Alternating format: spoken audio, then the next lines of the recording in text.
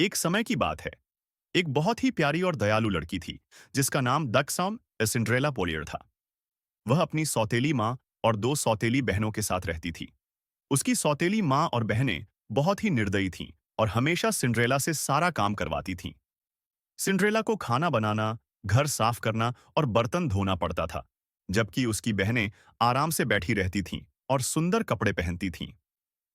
एक दिन राजा ने महल में एक मसनशाही नृत्य संध्या बॉल का आयोजन किया।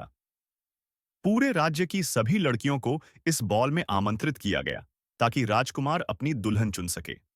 सिंड्रेला भी बॉल में जाना चाहती थी, लेकिन उसकी सौतेली माँ और बहनें उस पर हंसी और बोलीं, तुम एक नौकरानी हो, तुम्हारे पास पहनने के लिए कोई सुंदर कपड़े नहीं हैं। वे उसे पीछे छोड़कर बॉल में चली गईं। सिंड्रेला बहुत उदास हो गई और रोने लगी। तभी एक चमकदार रोशनी के साथ उसकी औपरिमाएं ऑन फेरी गॉड मदर प्रकट हुई। परी माँ ने मुस्कुराते हुए कहा, रो मत सिंड्रेला, तुम बॉल में जरूर जाओगी। फिर उन्होंने अपनी जादुई छड़ी घुमाई और सिंड्रेला के पुराने कपड़े एक सुंदर गाउन में बदल गए। उसके पैरों में चांद चमचमाते कांच के जूते मास थे। यहां तक कि एक कद्दू को जादू से एक शानदार बग्घी में बदल दिया और चूहों को घोड़ों में। लेकिन जाते समय परी माँ ने कहा, याद रखना, आधी रातपन से पहले तुम्हें वापस आना होगा, क्योंकि उसके बाद सारा जादू समाप्त हो जाएगा और सब कुछ वापस पहले जैसा हो जाएगा। सिंड्रेला जब बॉल में पहुंची, तो हर कोई उसकी सुंदरता देखकर दंग रह गया, खासकर राजकुमार।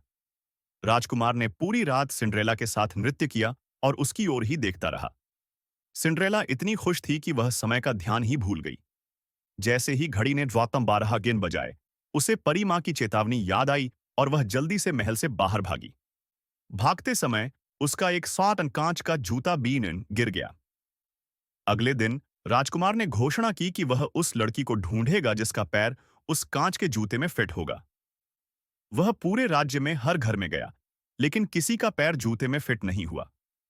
जब वह सिंड्रेला के घर पहुंचा, तो उसकी सौतेली बहनों ने जूता पहनने की कोशिश की, लेकिन वह उन पर फिट नहीं हुआ। फिर सिंड्रेला ने जूता पहना और वह बिल्कुल फिट हो गया। राजकुमार ने तुरंत उसे पहचान लिया और उससे शादी का प्रस्ताव किया। सिंड्रेला ने हां कर दी और फिर वे दोनों खुशी खुशी रहने लगे। यह कहानी बच्चों के लिए